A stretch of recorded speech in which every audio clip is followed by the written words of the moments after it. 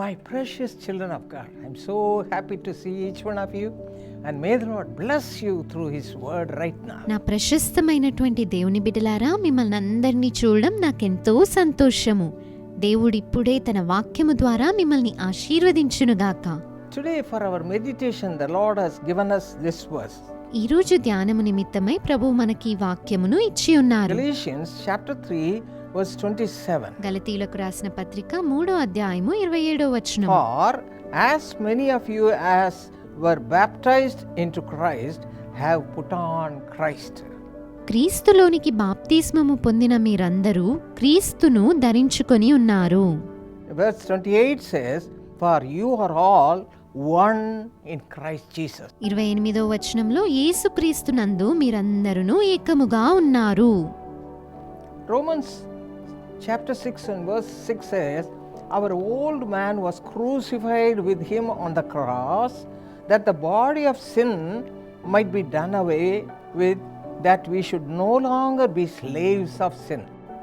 రోమా 6:6 ప్రకారము మనమికను పాపమునకు దాసులము కాకుండుటకు పాప శరీరము నిరర్ధకమగునట్లు మన ప్రాచీన స్వభావము ఆయనతో కూడా సిలువ వేయబడెను. And verse 4 says, therefore we were buried with him through baptism. రోమాపత్రిక 6:4 ప్రకారము బాప్తిస్మము వలన మరణంలో పాలు పొందుటకై ఆయనతో కూడా పాతి పెట్టబడితిమి. And verse 11 clearly says, likewise you also reckon yourselves to be dead indeed to sin, but alive to God in Christ Jesus our Lord. 11వ వచనం ప్రకారము అటువలే మీరును పాపము విషయమై మృతులుగాను దేవుని విషయమై క్రీస్తు యేసునందు సజీవులుగాను మిమ్మును మీరే ఎంచుకొనుడి. This is what happens when we take baptism. బాప్తిస్మము తీసుకున్నప్పుడు ఇదే జరుగుతుంది. Galatians 2:20 Paul says, I have been crucified with Jesus. గలతీ 2:20లో నేను క్రీస్తుతో కూడా సిలువ వేయబడి ఉన్నాను అని పౌలు భక్తుడు అంటూ ఉన్నాడు. I was a sinful man, నేనొకప్పుడు పాపిగా ఉండేవాడను, doing all sorts of wrong things. అన్ని రకాల చెడు కార్యములు చేసేవాడను. But when I accepted Jesus as my savior, he became my savior. కానీ క్రీస్తును రక్షకుడిగా అంగీకరించినప్పుడు ఆయన నా సొంత రక్షకుడిగా మారి ఉన్నాడు. I have been crucified with Christ. నేను క్రీస్తుతో సిలువ వేయబడి ఉన్నాను.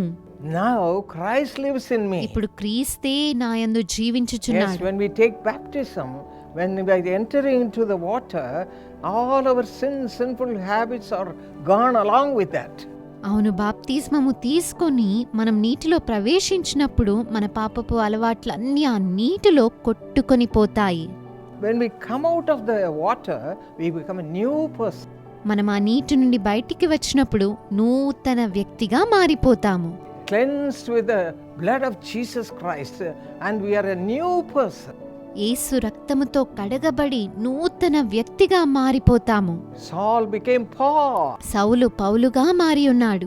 When he was filled with the power of God, he became a servant of God. దేవుని శక్తితో అతను నింపబడినప్పుడు దేవుని సేవకుడిగా అతను మారిపోయాడు. When Jesus took baptism and he came out of the water, he received the Holy Spirit. యేసయ్య బాప్తిస్మము తీసుకొని నీటి నుండి బయటికి వచ్చినప్పుడు పరిశుద్ధాత్మ బాప్తిస్మము కూడా పొందుకొని ఉన్నాడు. Yes, my friends, you can receive the baptism of the Holy Spirit even after coming out of the water.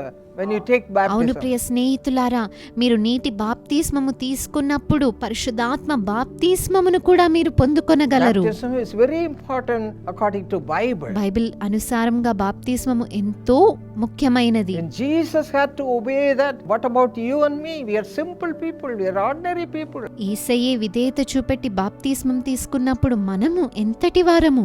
Don't argue with unwanted things. అనవసరమైన విషయాలతో వాదించకండి.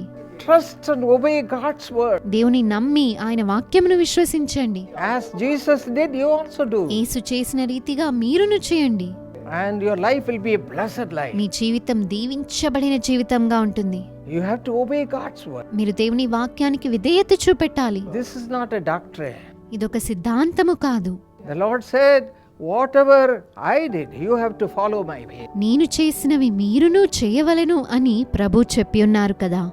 Let us commit our lives to Jesus Christ right now. ఇప్పుడే మన జీవితాలను యేసయ్యకు సమర్పించుకుందాం. Let us obey His ways ఆయన మార్గములకు విధేయత చూపెడదాం and receive the power of God దేవుని శక్తిని పొందుకుందాము and shine for His glory. ఆయన మహిమార్థమై ప్రకాశిద్దాము. Shall we pray? ప్రార్థన చేద్దామా?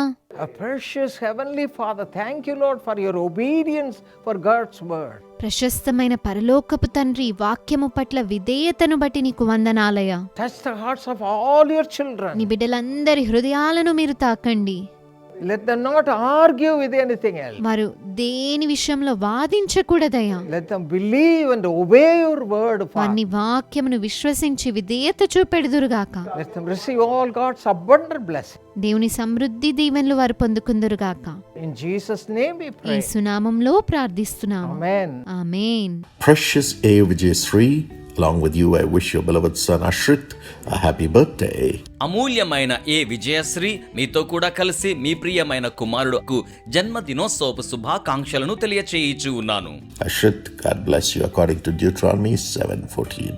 You'll be blessed more than any other people. దేవుడు మిమ్మును ద్వితీయోపదేశకాండము 7:14 ప్రకారం ఆశీర్వదించవలనని ఆకాంక్షించుచూ ఉన్నాను. సమస్త జనముల కంటే ఎక్కువగా నీవు ఆశీర్వదింపబడుదువు. Father, bless Ashrit with wisdom, divine protection and blessed future. తండ్రి, కుమారుడుకు జ్ఞానమును, దైవికమైన భద్రతను, ఆశీర్వాదకరమైన భవితవ్యమును అనుగ్రహించి ఆశీర్వదించండి. And Vijayasri have spiritual blessings and divine peace in Jesus' name. Amen. God bless you. విజయశ్రీకి ఆధ్యాత్మికమైన ఆశీర్వాదములను, దైవికమైన శాంతిని యేసు నామములో అనుగ్రహించండి. యేసు నామములో ప్రార్థన చేయిచు నాము తండ్రి. ఆమెన్. దేవుడు మిమ్మును ఆశీర్వదించునుగాక.